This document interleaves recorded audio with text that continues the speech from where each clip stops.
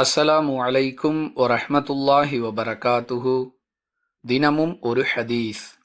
ஒவ்வொரு மாதமும் 3 நாட்கள் நோன்பு நோற்பது, லுஹா நேரத்தில் 2 ரகாத்துகள் தொழுவது, உறங்குவதற்கு முன் வித்ரு தொழுவது ஆகிய 3 செயல்களையும் எனது தோழர் ரசூலுல்லாஹி ஸல்லல்லாஹு அலைஹி வஸல்லம் அவர்கள் எனக்கு வலியுறுத்தினார்கள்.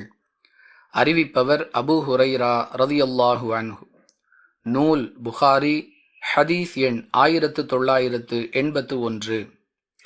அன்பிற்குரிய அல்லாஹுவின் நல்லடியார்களே, இஸ்லாத்தில் கடமை என்று சொல்லப்பட்ட வணக்க வழிபாடுகளை தவிர சுன்னத்தான சில நற்செயல்களும் நமக்கு சொல்லித்தரப்பட்டிருக்கின்றன. இவற்றை பொறுத்தவரை செய்தால் நன்மை, இல்லை என்றால் குற்றமில்லை.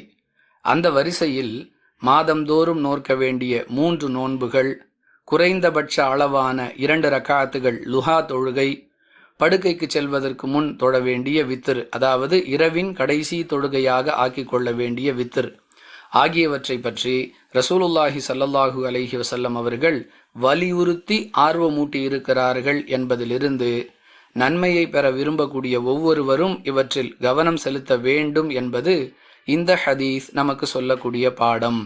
முயற்சி செய்து நன்மைகளை பெறுவோம். வாஹிரு தஅவானா அனில் ஹம்துலில்லாஹி ரப்பில் ஆலமீன். அஸ்ஸலாமு அலைக்கும் வரஹ்மத்துல்லாஹி வபரகாத்துஹு.